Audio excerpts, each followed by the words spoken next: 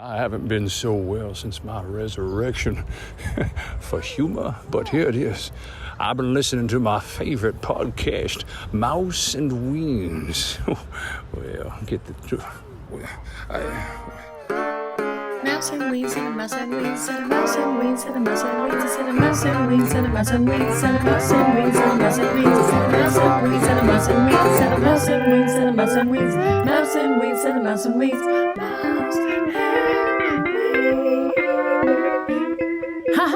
Hello, welcome to Mouse and Weens. Hello. We are here together in San Diego. I'm Joelle. I'm Mouse. I'm the mom one.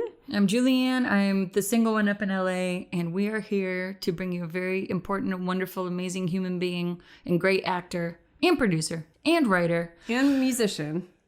W. Earl Brown. Woo! He goes by Earle, but you might know him as Warren from Something About Mary. And is Dan Dority and Deadwood. He was also in Scream. With me. That's right, with Julianne. That's I was where a mere background person. that is where they met, and he was Kenny, the Yeah, news. he got killed. The news cameraman. Spoiler alert from 1990. I didn't mean to. I'm very sorry about that. Anyway, he's an amazing actor. He's got a good heart and a good soul. We just had a great interview with him. We enjoyed it so much, and we appreciate him being with us, and we want you to hear that right away. That's right. He's got tons of stories. We're probably going to cut this into 2 episodes for you because there's so many great stories. I don't want to cut anything out. They're so good. It was so much fun. It's great. So sit back and relax and enjoy this wonderful interview with W. Earl Brown. Woohoo! Am I late? There you are. There you are. How you doing? Sorry. I'm doing all right. Oh, it's so good to see you. Hanging in there, huh? It's been, 4 years? It's been a little long. I know. What have you been up to? No. Well, let's introduce us. Or do you want to do any little pre-chat or? What is in the back of you? What's that photo? I know. Oh, well, that's a drawing of, that's Lemmy Kilmister. And then Oh. the painting of Lemmy. Yeah. And Motörhead, the band Motörhead. Lemmy was a friend of mine. He was a musician who kind of lived life on his own terms. And he died a couple of years ago. I remember. Wasn't he a regular at the Rainbow Room? Oh, all the time, sitting at the video poker machine at the end of the bar. Yeah. I've heard so many stories about. Everybody has a Lemmy story. It feels like in Hollywood, and he was such a instrumental figure in so many. What was he to you? Well, I was a Motörhead fan as a kid. Well, I was around 20 when I first heard the band, and then I really got into them. They were always an underground heavy metal / punk band. They kind of appealed to both crowds. And then I met Lem in 2000. A friend of mine, he had hired to play a gig with him. He was doing a cable TV show, and so he had this aura about himself. He was an incredibly bright man. Read voraciously, read history, collected Nazi memorabilia, which is a story in and of itself. As I got to know him, I said, what's sort of fucking Nazi stuff? And he said, well, I'm not a Nazi. I've never been a fucking Nazi. I know what the rumors are. But my earliest memories in London as a small child were that those were the motherfuckers who were trying to kill me. Well, they're all dead, and I own their shit. I win. But anyway, the day that I met him, I was invited to come down to their rehearsals, and it was a Sunday morning. So I get there at like 10:30 or so, and Lem is shirtless in his jeans, wearing his white leather cowboy boots, just exactly like you imagine Lem being. And Zach goes, oh, Lemmy, this is my buddy Earl. Hey, nice meeting you. Nice meeting you. Earl, do you want a drink? I thought, man, it's Sunday morning. But it's Lemmy, sure. So he had a Maker's Mark. He had two cases. He only had one with him at a time. One was for a Maker's Mark bottle, and one was for a Jack Daniels bottle. And it was a Halliburton case. It cut out for a bottle and 2 glasses. So he pours me a Jack Daniels. We had a few. So we start singing songs. and we had a guitar pull. And I knew he loved the Beatles. He used to follow the Beatles. And he was Jimi Hendrix's roadie. When they started the Jimi Hendrix Experience, Lemmy was their original roadie in London. Oh. So I knew he was a Beatles freak. So we sing like a dozen Beatles songs. And Lem turns to me and goes, "Oh, do you like ABBA?" Well, I think he's pulling my chain. The heavy metal god liking ABBA. I said, "No." He said, "Well, you missed out on the greatest sense of pop melody outside of Lennon and McCartney. Zach, you know any ABBA?" Zach starts Fernando. Excuse me, I got a frog in my throat. So Lem starts singing Fernando. I'm drunk. It's Sunday morning. My thought was, I should be in church. And then I thought, I am. The Church of Lemmy. Why not? But that was Lem, yeah. Well, He was a profound guy. I've seen videos of him spewing lots of knowledge. He was interesting. Well, he turns to me that morning. This is the he turns to me because his son Paul had just moved over from London, and Paul had this this on and off relationship with his father growing up, because Lem was gone all the time. Lem was never married, including Paul's mother. And so he would see him, every 6 months or so. Dad would show up, and they would go do something. And Lemmy had lost his dad in World War II, so Lem never had a father. So that was all of the Nazis are the fuckers that killed his dad or caused his dad to. So anyway, Paul was there, and they're talking about this, that, and the other in London. And he brings up some guy, Liam. "Oh, Liam hates me." He goes, "No, Dad, I don't think he hates you. He does, he's a bit odd, since he had the accident." He goes, "Oh, he hated me before he had a steel plate in his head, and he hates me after he's got a steel plate." He turns to me and he goes, "I screwed his bud. He never got over it." Well, being an American, I thought, well, my God, that's an unusual thing to do to one of your friends' pets. and I went, oh, his girlfriend. His girlfriend. He goes, beautiful girl. She had inverted nipples. Have you ever had a woman with inverted nipples? I went, no. No. He said, "Well, it's a tasty treat if you're willing to put in the work." So that was Lemmy. That was Lemmy. See, he could write a little essay on nursing for new mothers that suffer from that problem. Yeah. He has some tips. That's good. Oh my God. But I've never met anybody like him that was that bright, and just he was a drug addict. He lived on speed and whiskey, and anyway, he was a friend of mine. He was a unique individual, and I was gifted that drawing by an artist who found out that I was a fan. So wow, that's awesome. That's well, by the way, I'm Joelle. I'm Mouse, and that's Julianne. You remember her? That's Weens. Yeah. Yay. So we're so glad and honored to have you Thank here you. today. Thank you for joining us. We're very happy to see you, and we feel like we've seen a lot of you. We've done some deep dives into your background, your research, and I was just going to ask you what you've been up to during all this time as a busy actor. What? Yeah, quarantine. What happens? well, the hiatus just pulled the plug out of everything. I have done about a month, 6 weeks ago, the wheels started to turn again. I did a little independent film with Elijah Wood that we shot here in Los Angeles. And so that's done. And then I start back on a thing. I am not allowed to talk about it because of my NDA, but I start work on a thing back here in December that takes me through into next spring that I'm awfully excited about. And I wish I could share it, but the NDA is 7 pages long, so I can't talk about that. So it sounds like a big deal. It is. Do you have a heavy shooting schedule and like it started up already or just coming? No, well, it's it's a very popular show. That's first season is an enormous hit, and the second season is coming up soon. And I did some work on that. And then I don't even know what the schedule is. It's a heavy effects makeup stuff. So they booked me for 3 months. So I do have that coming up. And I want to talk about it, but I can't. That's okay. Oh my gosh, that's exciting though. Good for you. Yay. That's great. And Elijah Wood's awesome. How was it working with him? I had gone on the road shooting video for Gogo Bordello, and he was dating one of the singer dancers with Gogo Bordello. Do you know that music band? Ew.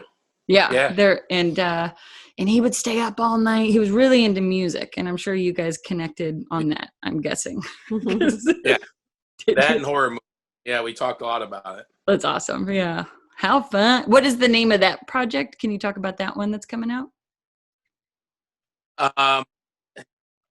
You know what? I'm not sure. Okay, don't talk about it. Don't talk about it. I signed an NDA on it. That's what's ridiculous now is it's not on the internet, like the information about this film I've done with him. So I'm hesitant to talk too much about it because it hasn't been officially announced. Yeah. And now with social media being what it is, and the rabid fans, everyone is so, I don't get a script that doesn't have my name embossed on it, even through email, because they want to find the leaks if somebody leaks the material out. So I'm not sure how much of that I can talk about. Okay. I can just say I've done it with him.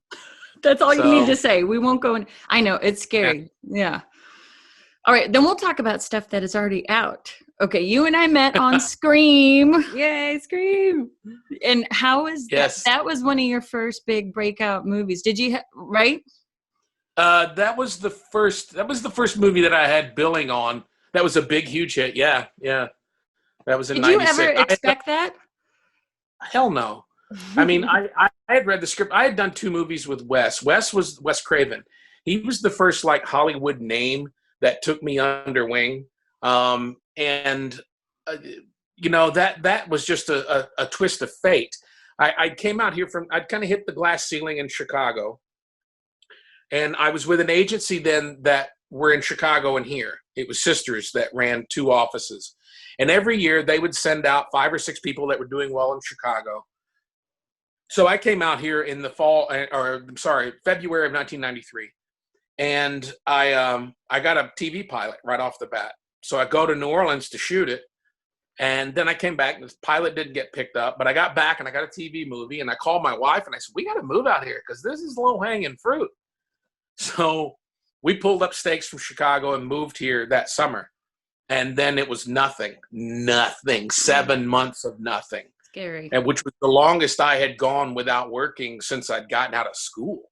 That, not getting some kind of a paycheck is an error. So the casting director who did that pilot was doing, I got a call. They said, Wes Craven, Gary Zuckerbrod is casting this new Wes Craven film, and he'd like to bring you in. Great, Wes Craven. Because I love Nightmare on Elm Street. It's one of my all-time favorite films. Still is one of my all-time favorites. And so I hated the sequels. I didn't know that Wes did not have anything to do outside of Dream Warriors, which is actually all right. But he had no voice whatsoever, no say-so in what became of Freddy Krueger. So anyway, they said, well, it's a new Wes Craven film. They're not releasing a script because they're real secretive about this, but you can go and read the script at the office. So I thought, well, I'll just go in an hour early and I'll read the script before the audition. So I get there and it says Nightmare 7 on the door. And I'm like, oh, I don't want to be in a damn night. I don't want to be in one of those. Yeah. And then I start reading the script. And it was the first meta horror film. It was incredibly smart. It was, I don't know if you ever saw it, Wes Craven's New Nightmare. Yeah. The idea was it was the 10th anniversary of everyone who had worked on the film wanting to have dreams of Freddy. People had worked on the film were starting to suffer and die. So Wes played himself in the movie. So it was a movie about itself. And it was quite clever. Anyway, I got cast in it. And there's one scene, there's a decent scene. We shot this abandoned hospital here in Los Angeles. And I was wrapped at about 3 or 4 in the morning, and I'm in the honey wagon, the small dressing rooms, the trailers. I have a honey wagon. So I'm in there changing to go home, and there's a knock on my door. I opened. It's Wes, and he just said, I gotta thank you. Gary really pushed for me to hire you, and he has holds you in high regard. I'm very glad. We're gonna do something else together down the road. So a year passes, and Vampire in Brooklyn was happening, and my agent at the time, they couldn't get me in the door, and I kept pushing. I said, look, he told me. So finally at the last minute, it was a one-line part, like literally one line. So I'm like, I'll do it because it's Wes Craven. So I got there, and it was at Paramount in the Roddenberry building in a conference room. And I remember I opened the door. He and Marianne, his producer, and Lisa Harrison, his assistant, are sitting at the other end of the room. And as I'm closing the door behind me, I hear him say to Marianne, oh my God, why didn't we have him here earlier? So I get there, and he goes, I'm embarrassed that you're even brought in on something like this. Well, what happened is an actor got sick, unfortunately, that had been hired. So then I got bumped up into that role that the other actor was supposed to play. And it's still, the movie was me. And when we finished, Wes gave me his number, his home number. Wow. He said, stay in touch with me. The next film, we're going to find something. And that film was Scream. It was called Scary Movie, when we first started. I still have the script here somewhere. I have that original script that I had on set. But cool. So that was how that one came about. And that one, we met because Jamie Kennedy had a crush on you. We were in the video store, and I drove down there because I wasn't working that day. So I drove down to have lunch on the set. Jamie goes, hey, have you seen that girl that she's working in the background? Have you seen? I said, who? What? Over there, her, that one. It was you. And then you and a crew came out. Because we always had a party every night, and y'all showed up at the hotel. Do you remember that? When I called him and I went, you need to come down here to the party. Dude, I'm watching the ball game. I said, you need to come down here to the party. I'm in. I don't want to. I said, you really want to come down here to the... So basically you pimped her out. You deserve some pimp fees. And he just had a crush on her. So, You know what I remember too is he sent you over to go say, hey, you walked over to me, and I think it was in the video. Oh, yeah. And you said, hey, my friend over there, he kind of likes you, and he kind of wants to get your phone number. And I was like, and I was saucy back then. And I said, well, you could tell him to come over and ask me himself. And then I guess he did. Yes, I had forgotten that. It's like elementary school. It was so one funny. Step away from check yes or no. Yeah. oh my gosh. And then he came over later, and I happened to be in the dirty video section, and I was looking at some long dongs, and he came up and he was like, ooh, that's a good one. And I was like, ah. The rest is history. But Well, do tell the history. Did anything happen, or you guys just stayed friends? oh, we don't. That'll be the B-side album. We did end up hanging out a few times, Jamie and I. That's a story for another.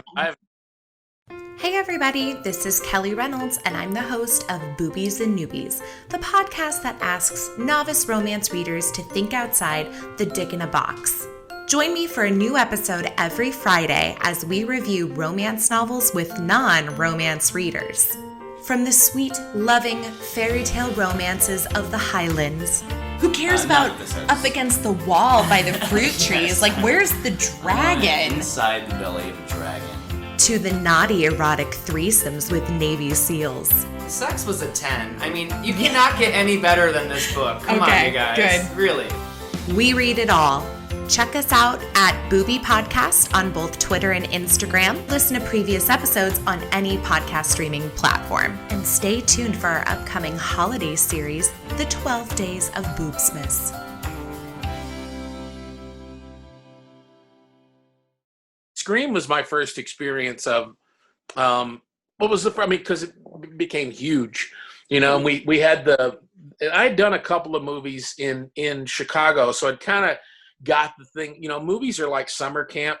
Everybody goes away and you meet this group of interesting strangers, and you guys have a shared experience for, a couple of months, and you friendships form and romances form, and then everybody goes home and they go back to the next project.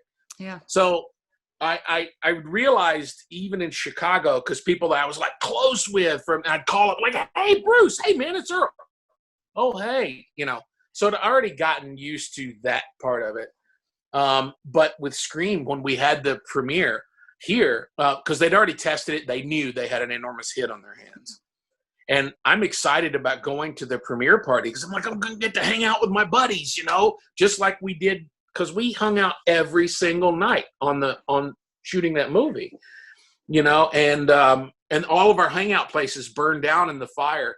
The round barn that was up on the hill, the hotel that we all stayed at in Santa Rosa a couple of years ago. Anyway, going to that Scream premiere, it was the penultimate Hollywood see and be seen crowd. Like everybody, like there's all the heat.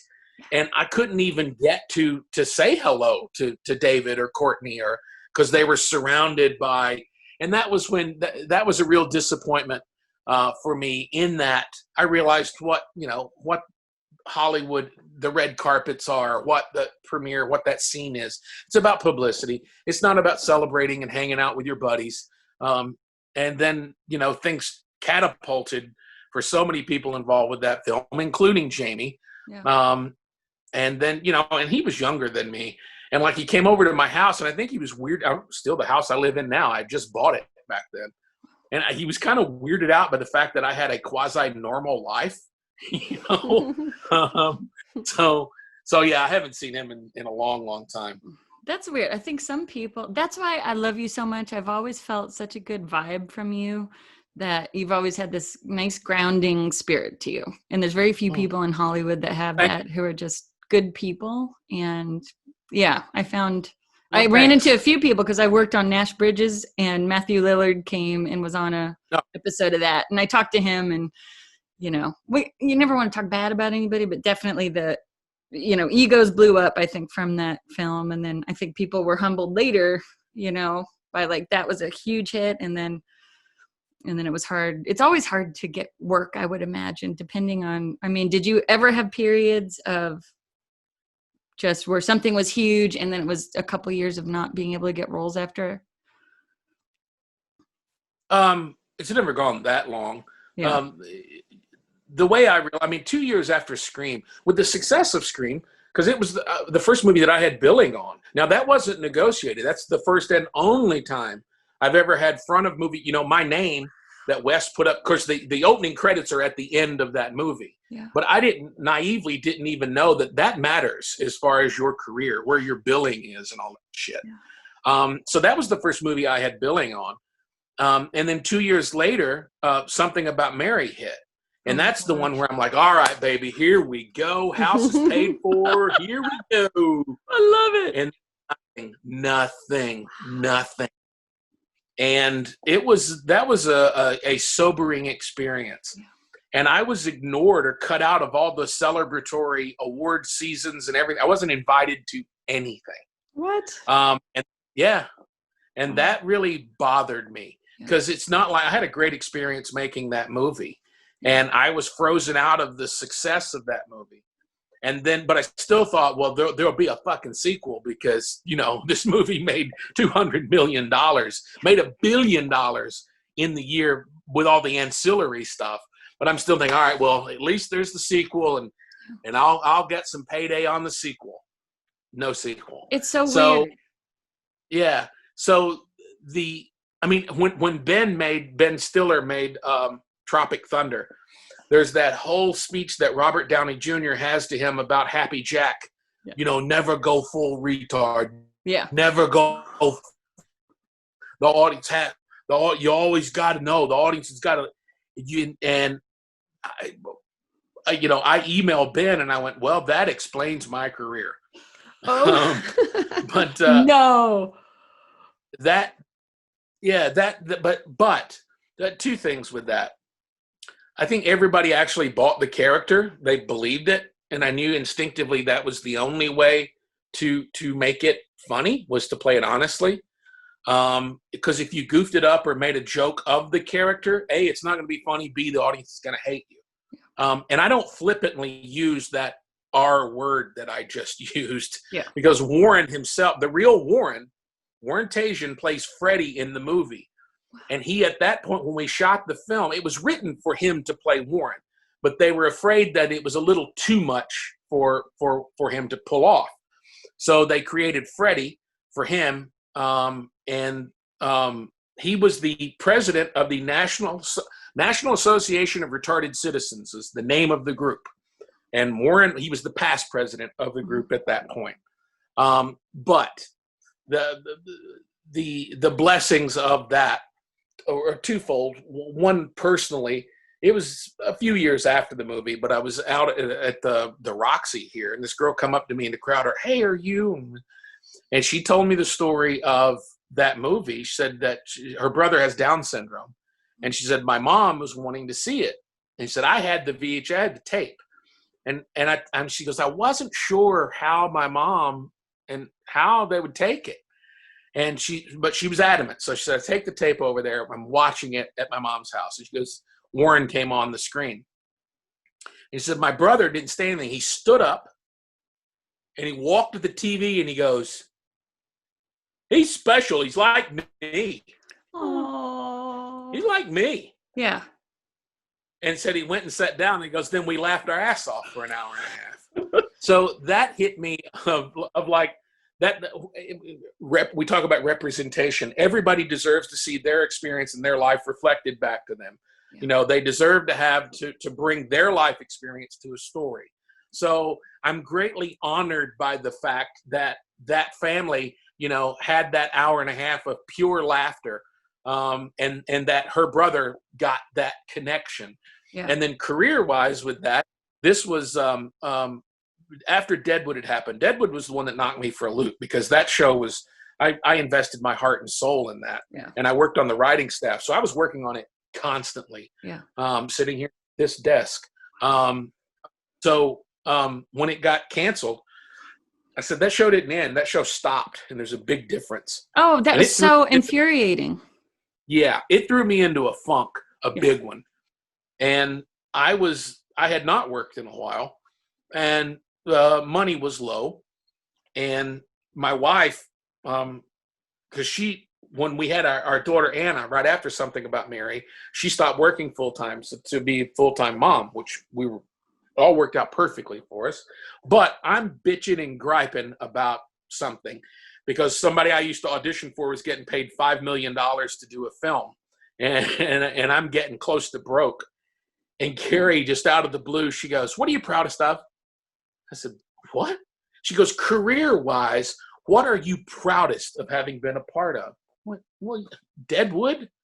She goes, yeah. When was that? I went, 2002 was the pilot, series 04. She goes, yeah. If things had catapulted for you because of Something About Mary, you'd be the fat, goofy guy in broad comedies. They never would have cast you in that part, and you never would have taken that part. You'd have been a star to play a supporting part. That's a good woman. So, she was right. That's a good woman. Right. I like that. Okay, now. Can I ask a quick question? Well, yeah, me too. Your wife just came up too. I love the fact that you guys are high school sweethearts. Is that right? And you've been together since forever, right? You've been. Our first date was in October of 1982. I love that. And well, she was still in high school. I was in college. I knew her before, but it was a group of her friends were going to, she said, some friends are going to the movies. Why don't you come and meet us at the movies? And I said, well, she's really cute. And I said, well, what movie? She said, Halloween 3. And I'd already seen it, and I hated that movie. But she was really cute. So I went to see Halloween 3 a second time. So yeah, we started dating right after that. And then we broke up when I moved to Chicago for about a year and a half, and got back together and been together ever since. But the great thing for her, that's why my friend Clark Middleton, who just passed away a couple of weeks ago, Clark, he said, my daddy taught me, you give the world your best, the best will come back to you. And my wife, her dream as a kid, that desk, well, you can't see it, but there's a roll top desk sitting over there that was her grandfather's, an antique roll top. And she used to sit at it and play office. Now, we come from blue collar family from rural Kentucky, both of us. And she said her dream was to work at some big company someday. Now, how the fuck she thought she was going to do that living in Murray, Kentucky, I don't know. But that was her childhood dream. So when we had our daughter, she wanted to be a mom. So her dreams were set aside. And during Anna's second year of college, Carrie had volunteered for everything. She volunteered she was the chairman of the Arts for All Council, which was funded arts education funding here in Burbank. And then she was a choir mom. Competitive show choir is a big deal at Burroughs High. They shot the Glee pilot, was actually shot at their high school. And my daughter was part of that. And Carrie was a choir mom. So through her volunteers, she got to know one of the other volunteer moms worked at Disney. Anyway, long story short, in his second year of school, Carrie got a call from the HR at Disney. Said, we'd like to speak to you about an opportunity. So she got hired by Disney. She is an exec at Disney. Been there 2 years now. So her dream came to her. You know, she put other people first. She put her daughter first, and then volunteering and giving of herself to the community. And she is one of these people that she gets a job done to the best, and she's quite bright. So anyway, yeah, that was another dream deferred that circled back around. Aww. So the world gave its best back to her. So That's great. It's nice you see that too. Yeah, this is kind of my life, although I'm married to a lawyer that sits at a desk, so it's a little bit different than an actor, a whirlwind actor going on locations and shoots. Did she hold up pretty well? Did she come with you with your daughter, or? When Anna was small, we wouldn't go more than 2 weeks. That was our given. Either you come and visit or I come home. Luckily for me, Deadwood happened when Anna was 3 years old, or 4, right when she turned 4, when I did the pilot, and it was here in Los Angeles. So that took me from 02 to 06. So I was here. I went away a couple of times and did films, but it's rare. It's only been since Anna was in high school that I've had relocation jobs. Like I spent 5 months in Austin, Texas in 2014. I spent 5 months in Albuquerque, New Mexico in 2016. And then last year I was in Wilmington for 5 months. But again, that's only been since Anna is born. Now, when I was in Austin, they came to visit. But by the time Albuquerque, they couldn't. That was competitive show season, and it was her senior year, so there was so much going on. Wow. But yeah.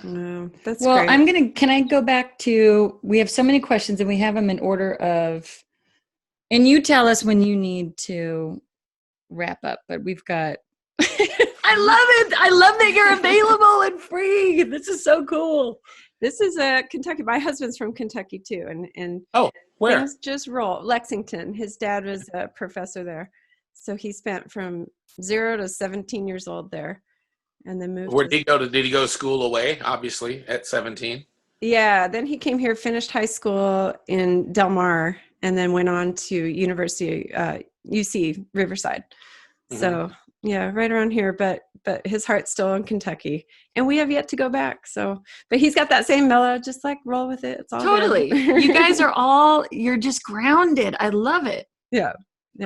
Yeah, but then we elect Mitch McConnell and Rand Paul. Get Amy McGrath. Yeah, get Amy McGrath in there. Everybody who's listening, please help campaign for that.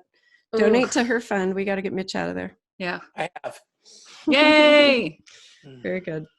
All right, so let's hear some of these questions. We have some fans, and we also had some other podcast pals that wrote in and wanted to know certain questions. So I did them in order of Scream, Something About Mary, a couple general questions, and then Deadwood. So the first one on Scream is, what was it like being on one of the biggest blockbuster films so young? You kind of answered that, though, I would say.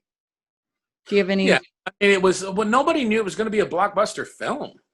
You know, that was the thing with Scream and Mary. Both were studio or studio adjacent films. So they had enough money that we didn't have to cut every corner, but we didn't have a huge budget either, which meant there wasn't a lot of studio oversight. Yeah.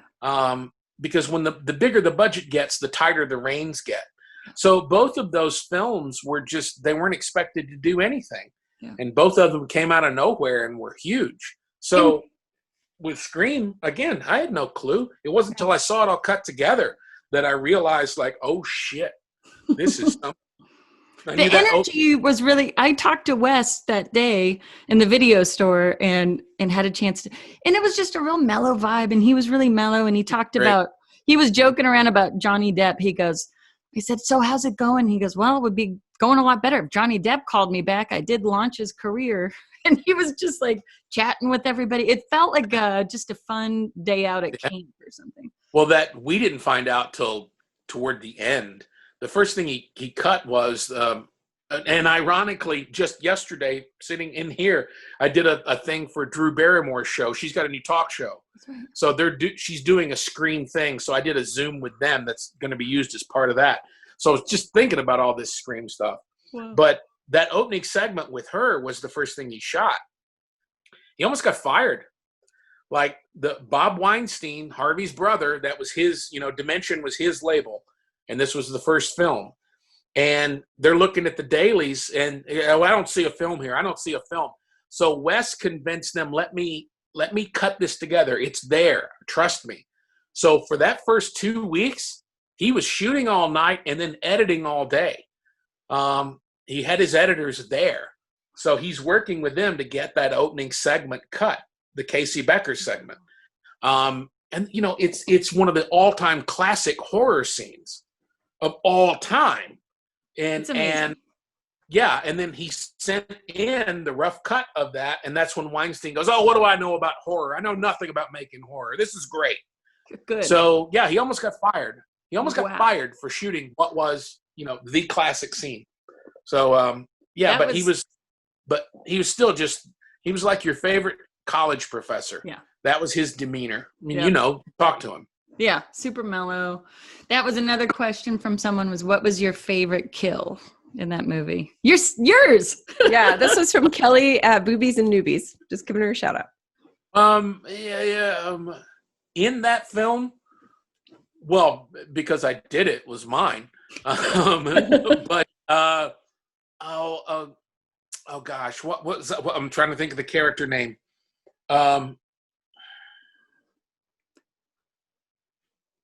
In the garage door. Oh, it's Rose McGowan scene. I can't remember her character name either. Her character name, not Casey Becker was Drew. Drew's. Prescott was Nev. Gail Weathers. Well, we know who we're talking about. That one. Yeah. That was a wickedly inventive way to off someone in a slasher film. Love it. Yes. That was great. Pretty quintessential. Yeah. Okay, so next we're going to move on to something about Mary. Okay, the classic question you've been asked a million times. Did Warren find his baseball from Brett Bederson? It was underneath the couch. We actually did a shot that the camera was underneath the couch with the ball in the foreground. We actually set up and shot that. And they decided, it's better to leave it a mystery. Oh, there you go. Couch, yeah. So all these years later, people are still asking that question. That's great. Answered here. You heard it here first. And then, so you talked about the mentally challenged character and that you pulled from other characters like Rain Man and who did you bring to it the most? I just, I used to do stuff like that just to keep myself amused. Like I would put some kind of little inside joke in a movie in one of my performances, like in the Meatloaf movie. I did a movie about Meatloaf for VH1. And there's a scene where he got signed when he sang for the Columbia record executives. And I had them make name tags that said Bobby Fleckman, all from Spinal Tap. It was the character Spinal Tap, the record executive name. So I just did little crap like that just so it would amuse me as I watched the movie. That's the great. Only one in Something About Mary, because I had a plethora of, I had of Mice and Men, I had Rain Man. Gilbert Grape. I had, the one that Bobby, and I didn't tell anybody that I was doing this. I just did it. Yeah.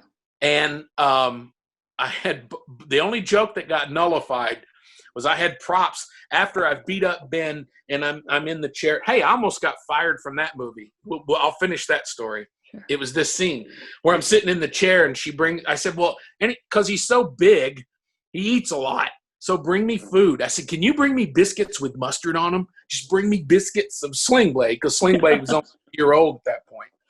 Well, Bobby walks over. Bobby Farrelly goes, what's with the biscuits with mustard? I'm like, oh, it's just a little inside joke. And he goes, yeah, but that's kind of a Zucker Brothers joke, not a Farrelly. Oh, my God. Brother. He caught it. So nullified my biscuits with mustard. That's hilarious. Yes, but back to, that was one of the early things that we shot. The studio had wanted, for something about Mary, they wanted a name in that role. Now, again, on the page, there wasn't a lot to it. But they were still, they had their list of known names. And the Farrellys were adamant. They said the audience has to believe this character. They have to believe his condition. If it's a known actor playing this role, no matter how good they might be, the audience is going to know this is an actor pretending, and the humor won't work. So they won their argument. I was the guy. And then as we were shooting, I found this out afterwards. And there's a studio exec who's made his entire reputation on he oversaw that film. And that's the son of a bitch that wanted to fire me. He saw the dailies, like, it's uncomfortable. It's too real. It's like painful to watch. It's uncomfortable. Well, that's kind of the point in certain scenes. Otherwise, it's a parody. Yeah, it was that scene where the fighting, where I'm on the chair, where he's so upset. And that was the one that triggered them. So yeah, but the Farrellys, I didn't get fired. Yeah. But yeah. So you were the when best part of that movie. I know. When I saw that guy in the trades and I'd see his name climbing the ranks and everything, it listed something about Mary for Fox. Yeah. How was working with Chris Elliott, by the way, who I just love? I didn't have anything with him. Oh, so that's right. Yeah. I never even met him. We never overlapped. That's so interesting how that happens. He was probably only brought in for a couple days or separate weeks. Yeah. You would think everybody would meet each other, but often they don't. Wow. Yeah. Unless you're on a film, if you're there for the whole schedule. And most people, even when they do, if they have the money, hell, they're flying themselves or it's already negotiated. Most people don't stay on location for the entire. How were the Farrelly brothers? Were they pretty open to improv, or did they want you to stick to their writing? No, they were open. He was masturbating. Was a complete. Oh, really? Yeah. Next to Franks and Beans. And have you seen my baseball? That's the third most famous line. And that was the one it was in the scene where he zipped himself up in his pants. Of course. And the ambulance is bringing him out, and I'm following him. And I'm yelling, he was masturbating. And that was improv. And oh my God. For the longest time, I would not do it. I wouldn't do the voice at all because people would want me as a party trick. And it felt uncomfortable to me again, it's a broad comedy. And in today's woke world, would that even get made? But, I've had comments made about me playing that role. That's in recent years. But I never wanted to feel like I was making fun of Warrentation. Yeah, right. The real Warren. Yeah. And I didn't want that to become a party trick. And I was offered, there was one in particular. The movie ended up bombing, but it was to playing this mentally handicapped guy in a comedy. And I wouldn't do it. No, I'm not interested. Because I didn't want to repeat myself. I didn't want to get stuck in doing that. And I didn't want it to become a party trick either. Yeah. So, 10 years or so ago, I sort of loosened up a little bit on that.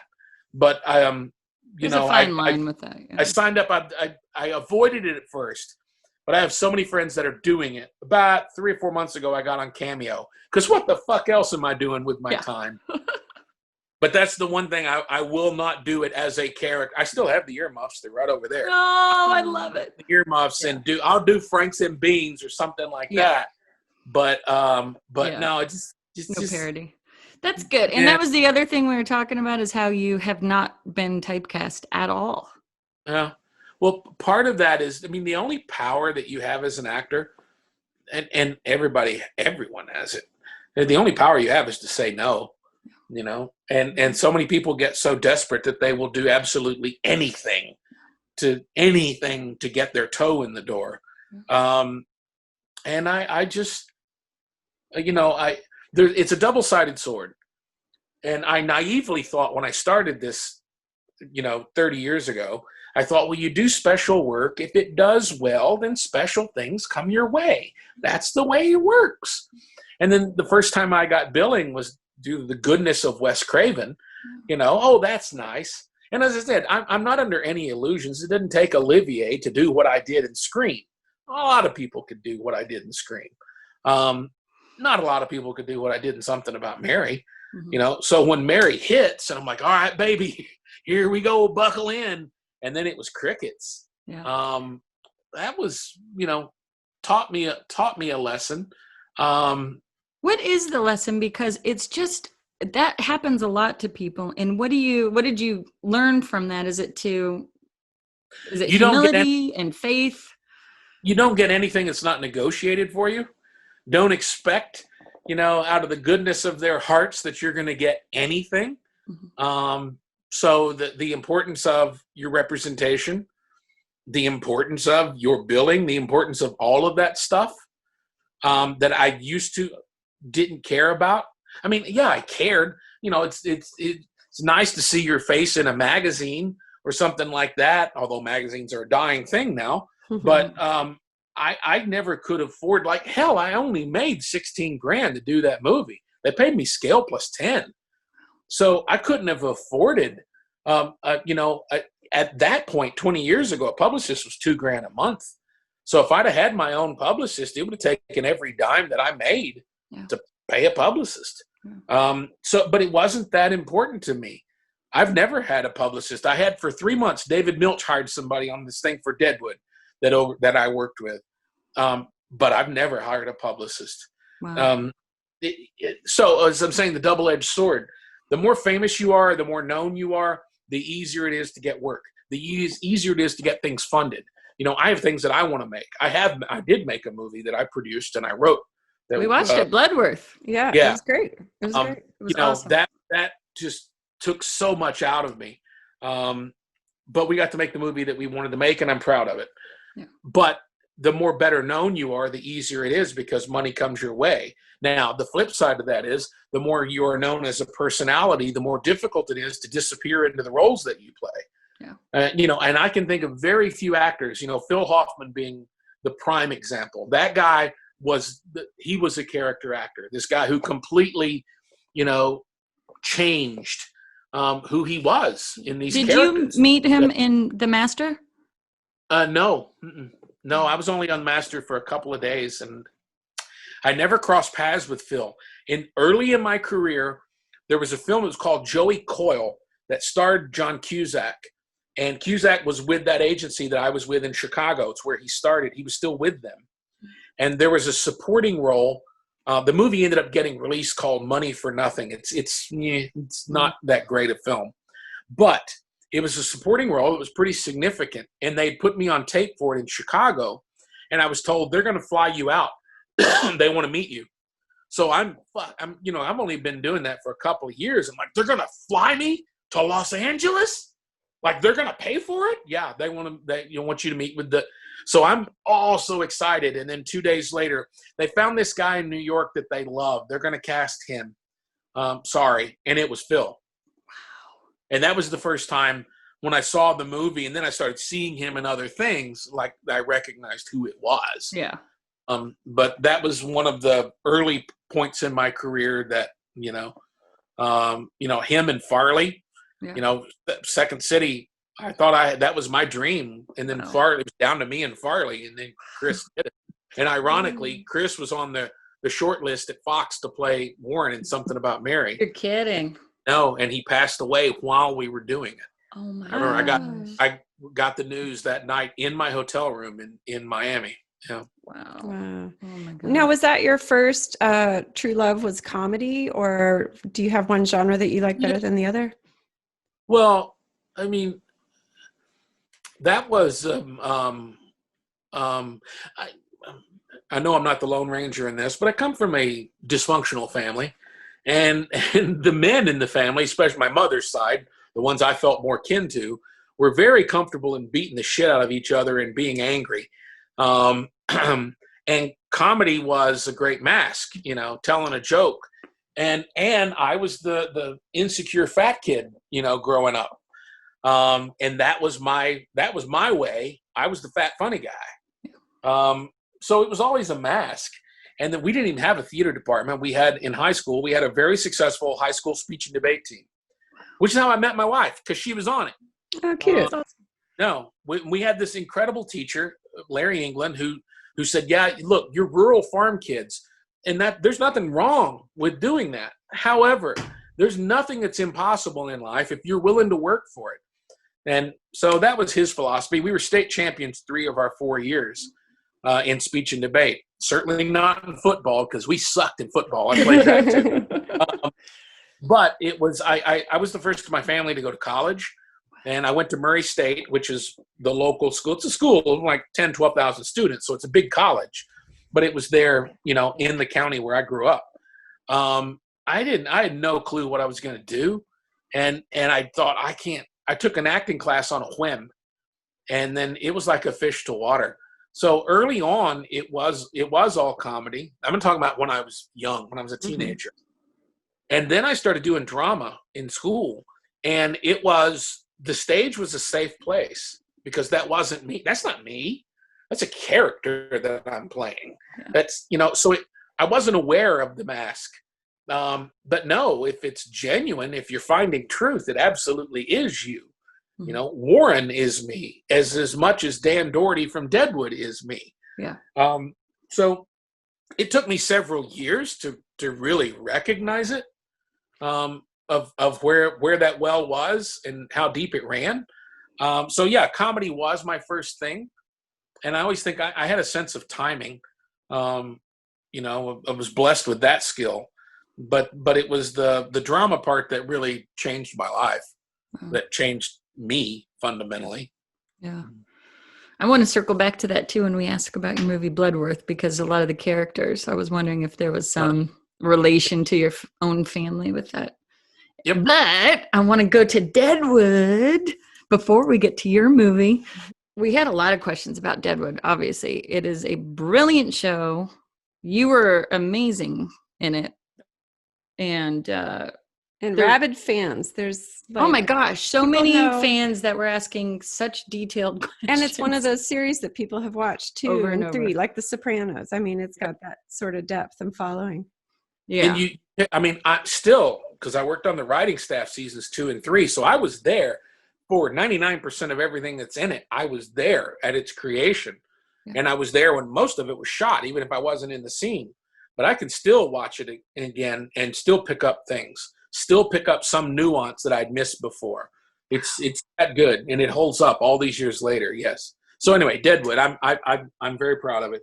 Ask away. And I'm here with my Dan Dority pillow from the movie. Oh my God, that's amazing. Wait, was that the real guy? That's him? No, that's me. Oh, from that's the movie. you. Oh my God, look at that. We had a big, huge party, and they printed up all these character throw pillows in the lounge. And I absconded with 2 of them. It doesn't look like you. I know, maybe the nose has got a wrinkle in it or something. Yeah, you've aged in that film. Yes.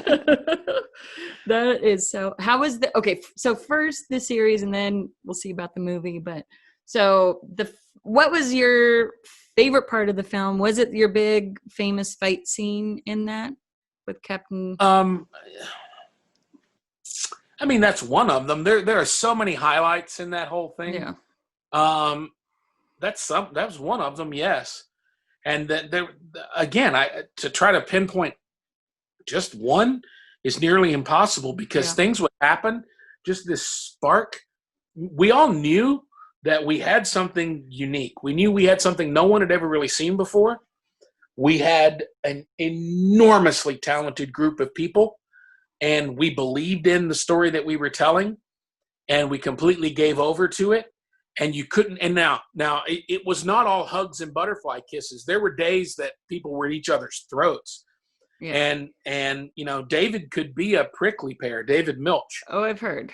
The genius behind it all. Yeah. But we were all committed to it with 100% of our souls. So I couldn't wait to get to work because you never knew what the hell was going to happen. And sometimes just the smallest little thing, smallest little seed would just explode and bloom into something that you weren't expecting. Yeah. And now that was when you followed the punctuation. It was so precise in its language. David wrote in meter. So you had to follow every syllable as it was written. You mean like iambic pentameter meter? Like the song or something? It is. Oh, wow. Pentameter, yeah. That's amazing. How were you guys trained on how to do that, or did most people know? Pretty much everybody on the show, with the exception of Tim. Tim's background was as an artist, fine art, as a painter. But pretty much everybody else had been had formal theater training and Shakespeare and classical stuff. So being comfortable with words falling trippingly off the tongue certainly helped. Mm-hmm. But yeah, it was again, it's just a long litany of incredible moments, of moments that would happen, and then afterwards you would just Yeah. And psychologically, I remember one moment, it's at the end of season 1 where it's juxtaposed into this sheer brilliance of David Milch. When we murder the captain, or we murder the preacher, yes, a mercy killing, and then we murder Claggett up in Al's office. So it's 2 murders. Mm-hmm. And remember, they're cutting back and forth as the preacher, it's cutting back and forth to Doc, who's had this prayer to God. Yes. Did you need to see them suffer? So all this building up to this crescendo. And I can remember being in Al's office where it comes in before we kill Claggett. And there's a scene where I'm sitting behind Al's desk and Claggett's right behind us, across the desk from me. And then Adams and Hawkeye are standing there behind him. You think they're his henchmen before they've come over and start working for us. And Al's in the scene. And there was just this primal, I know it's all pretend, it's all acting. There was a primal malevolence in that room that you really felt like, we could kill this motherfucker, and it wasn't until it was over that I really felt this, oh my God, it felt for me, and I wasn't the only one. You could feel it in the fucking room, like the devil was with us. Yeah. Ooh. I was just going to say, like a spirit came in the room with you or something. Evil. Really evil. And again, I know it's pretend, we're actors, but it was, so that is a high water mark, not necessarily a feeling good. Yeah. Because, you think you want to go bathe in holy water once you've done that. Yeah. Did it ever psychologically mess with you? Because you're doing all those killings. Did you get to a point where you started questioning yourself, or have to do a little method acting on the side? No. Yeah. And I think that was part of what made the stage safe for me. I'm very much in touch with my own darkness, my own dark side. And learning that was the only way I learned to beat depression and anxiety, is to, and that goes back to Wes Craven. And it goes back to fucking line and scream. Movies don't make monsters. They make monsters more creative, or killers, or whatever. And that was Wes's whole thing of movies and art as a catharsis for the darkness that's within you. I just rewatched, and I hadn't seen it in years. I just rewatched The Last House on the Left. Oh my God, what a brutal, twisted movie. And how somebody that was that kind and sweet-natured as Wes was, like, how did that man even conceive of something that depraved? That was a remake too. Didn't he write the original in the 70s and then redid? He wrote and directed the original in 1972. Yeah. And it was, I think he oversaw, he just got paid. I'm not sure how actively involved he was in the remake. Okay. In which Garrett Dillahunt from Deadwood played Krug in the remake. But I saw the original one. Anyway, but that was Wes's thing, and I agreed with it because I loved, as a kid, I loved Motorhead. I love dark, heavy music, and I love dark, scary stories. And I think that's the way we deal with our fears. Mm-hmm. And going to see a scary movie, especially when the appeal is to teenagers, because you're just coming to terms with your own mortality. You're just, puberty brings you to the point of, oh, I'm going to die someday. Mm-hmm. So, safely watching these stories at a distance allows us to better deal with our own fears. Yeah. And, somewhere down the line, I became comfortable with my own ugliness, the dark side. Well, this it plays into the podcast community too, because there's so many true crime podcasts and shows. But I did wonder, why is it so saturated? And that does make sense, And I tend to go the other way. I like the light and the happy and the comedy, and I've got the dark. Well, and then I popped out 3 kids, and 2 of my kids really like creepy dolls and the scary things, and they're going down that route. And so as a mom, I'm going, whoa, whoa, whoa. But maybe it's healthy to let them explore that. And it is, because it's a safe way to confront your own primal fears. Mm-hmm. And it certainly was that for me. Now, hell, I was going to a hellfire and brimstone church that told me Kiss would send me to hell, so again, the stage was a place for me to come to terms with a lot of this stuff that had been ladled upon me in where and how I grew up. The only way the only way I found happiness in my life was to be able to acknowledge the darkness within myself, and that way the darkness doesn't have power over you. That is Freddy Krueger. When you confront your fears, when you confront it face to face, it no longer has power over you. Yeah, true.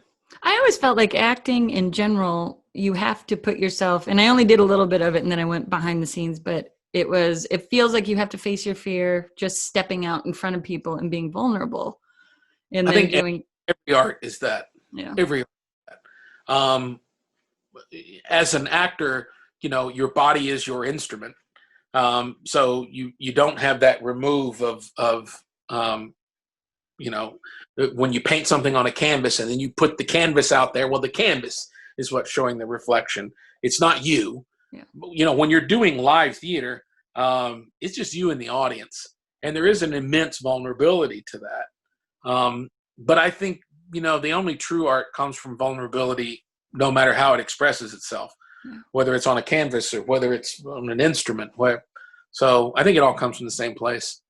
But being able, like you're talking about playing Dan Dority, being able to also control it, like letting it come out and getting really into it. But then also there's Earl Brown, who's able to not go that far, that you can, some people would go too far with their acting where they hurt themselves or others.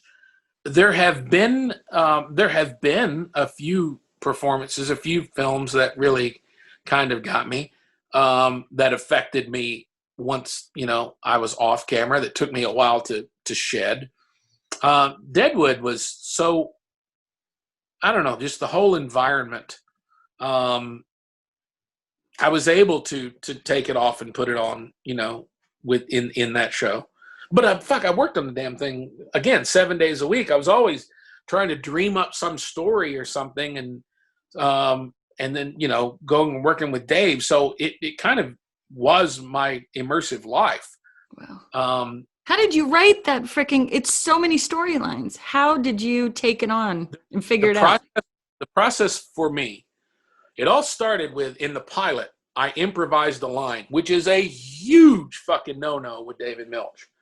It's in the pilot when Bullock and Starr pull up on the wagon, and I say $5 a week payable to Mr. Swearingen at the gym, and Bullock says, well, where's that? And I'm just supposed to say, you'll find it, and turn and walk away. And in one take, I go, you'll find it. Everybody does. And it cut. Milch comes walking over to me and he goes, well, I guess I'm going to have to call WGA. I said, what? He goes, get an adjudication over who wrote this fucking thing, me or you. What the fuck did you say? And I'm thinking, you'll find it. Everybody does. And he kind of ponders. He says, script. He brings the script supervisor over. He goes, tell her what you said. Write this down. Never quote me on it because I'll deny it. But that turn of phrase works. That works. He walks off.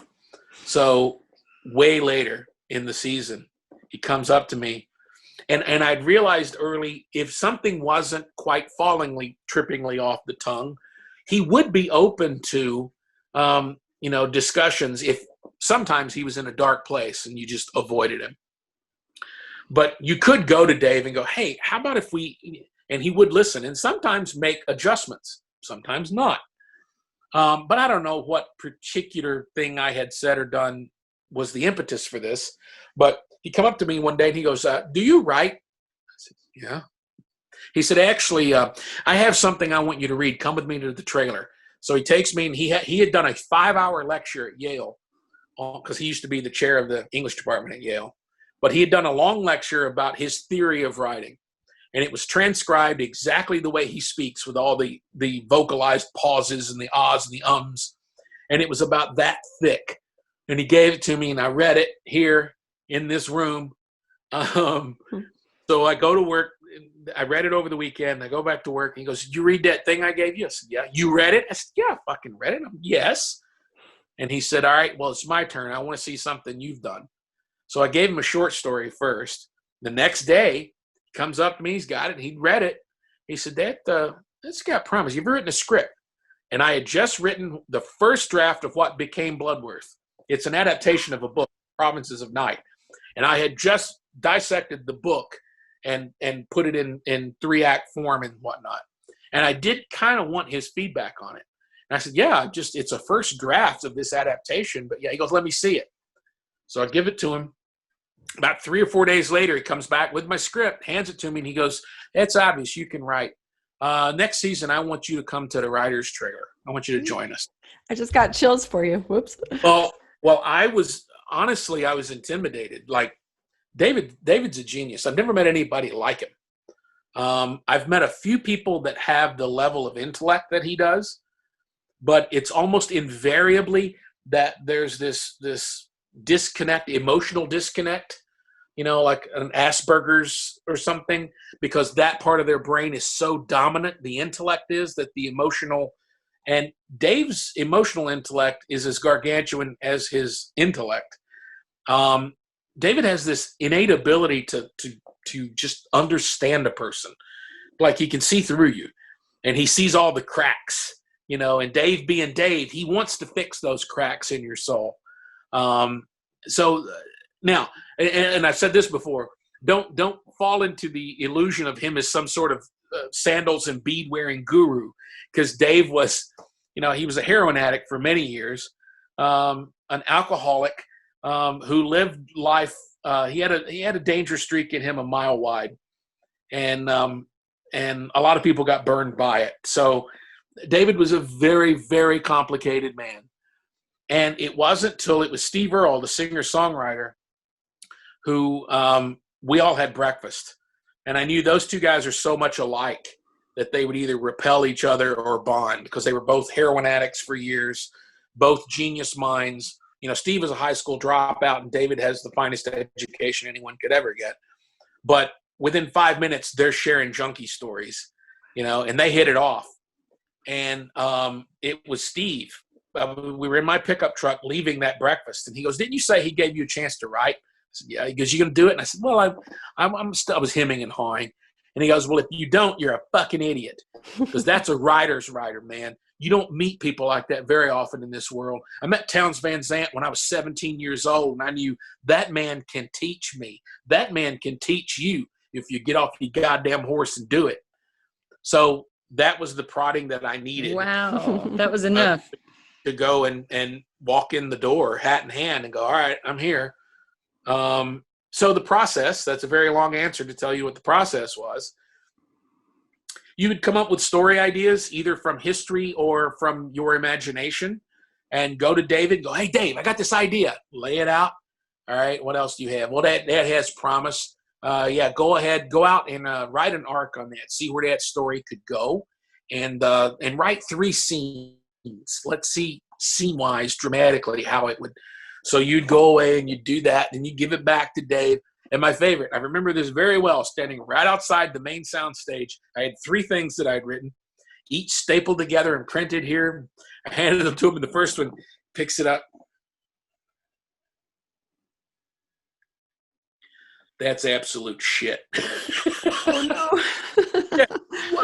Wow. And then he's looking at the second, goes, this has promise. This has got promise.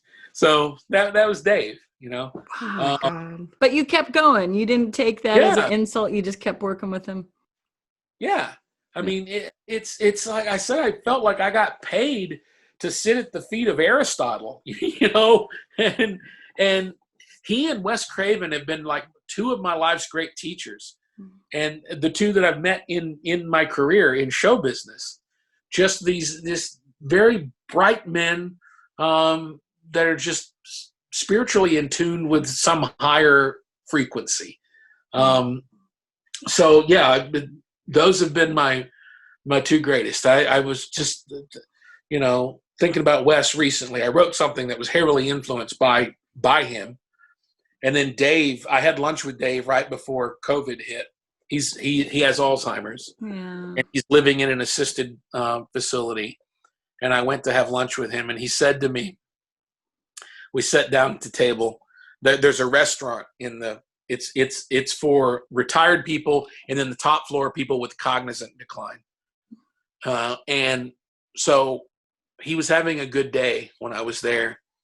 But we sit down in the restaurant, and you know, people in the later stages of life, and Dave leans into me and he says, I have to tell you, Earl, the indignities of decrepitude are boundless. You know, He managed to pull that out. Wow. Yeah. The indignities of decrepitude are boundless. So anyway, that's yeah, I would not take anything for those 4 years spent, or 3 seasons, but 4 years total that we were creating that story. Oh. So why did they cancel it? I had read. Okay, so there we go. The first half of our interview with W. Earl Brown. That is so cool. We love this guy. He's just great. We learned a lot about Something About Mary, Scream, and a little bit of Deadwood, which is a teaser to come on over to part 2. You're going to hear more about Deadwood, David Milch, what it was like working behind the scenes, getting into character, and we're going to hear a lot more about his country music and his film Bloodworth. Yeah, his film Bloodworth, and a lot of music talk about that, because the people that he was able to pull in were Chris Christopherson. He talked about the soundtrack and that whole scene. Plus, like, Val Kilmer was in the movie. Yeah. So we hear about that a bit, as well as his new project, Dad Band, which is hilarious and great. You guys should go find that on YouTube right now, real quick. Go look up Dad Band. While you're on YouTube, you can look up Mouse and Weens as well, and all of our social media at Mouse and Weens. We would love you guys to find us over on Patreon too, patreon.com/mouseandweens. Only $5 a month. You can show us your support. That really keeps us motivated to keep on trucking and getting good stuff going for you guys here. Keep on keeping on. Equipment and all the costs of this. This does cost. So, all right, we love you. And we appreciate you listening. Take care, and we'll see you on part 2. Bye-bye. Bye. I've been getting my feet wet, so why am I stuck here again?